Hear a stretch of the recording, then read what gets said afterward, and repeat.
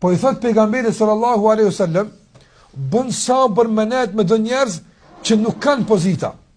Bën sabër me net me do njerëz që nuk kanë pasuri.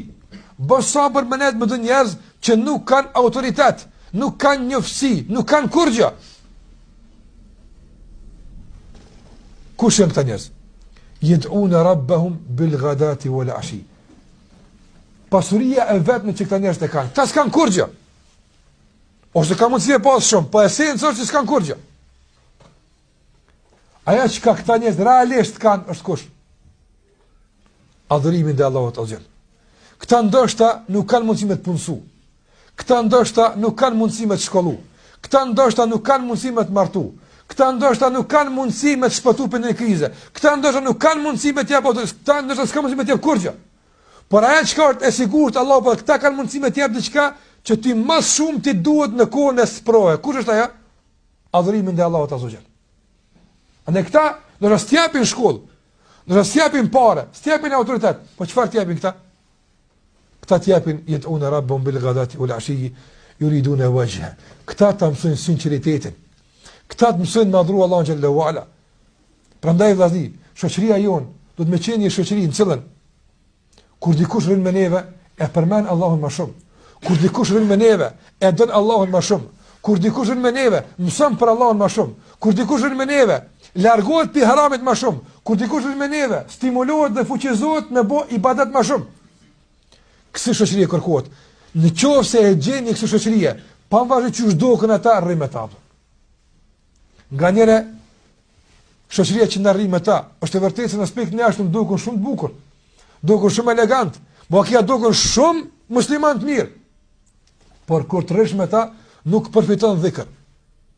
Të Allahut, nuk përfiton ibadet, nuk përfiton shtim të imanit, nuk përfiton kurrë. Fakti që këta duken kështu mos bën ti menet me ta. Ka dhe në aspekt në jashtëm nuk dukun, po kia çu shtiki qef mu dok ata.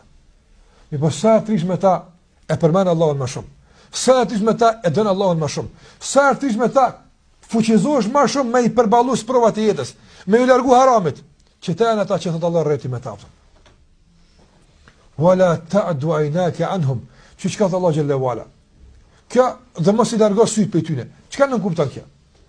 Se këta janë të rrallë shoqëri. Kjo që Allah thot mos i largo syt pe tyne. Çka nuk kupton kjo?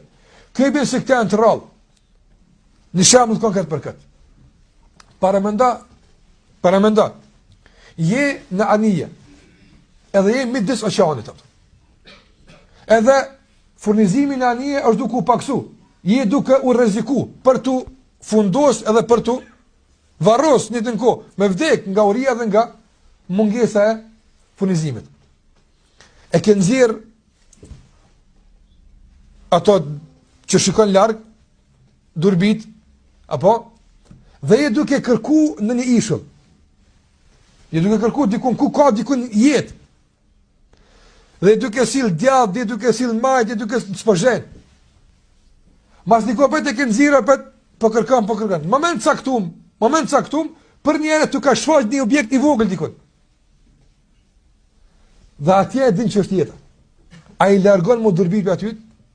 Kur mu? Veç e mon në detim, apo afrona, apo largona. Që kërë rëndësishme, se mu nuk shur as djatë as majtë mapë. Nga se është pike rallë, nuk është pike shpesh që e gjunë kur du shtë japëtën. Prandaj edhe kjo është e rëndësishme se ka unë, wala ta duajna ke anhum, mos gabon me ilkun sujt për tyne.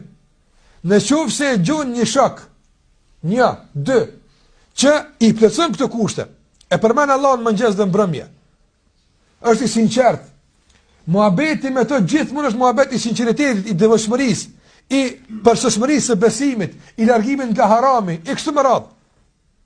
Atëherë mos i jek syt për ti më kur, hajt po këshyre mos po gjitha dikën tjetër. Mos e largo për tina. Nga se shoku i mirë me këto cilësi, ekzistimi i tij vëllazëri është shumë i rrallë. Është shumë i rrallë. Nuk gjinet shpesh sot kjo apo.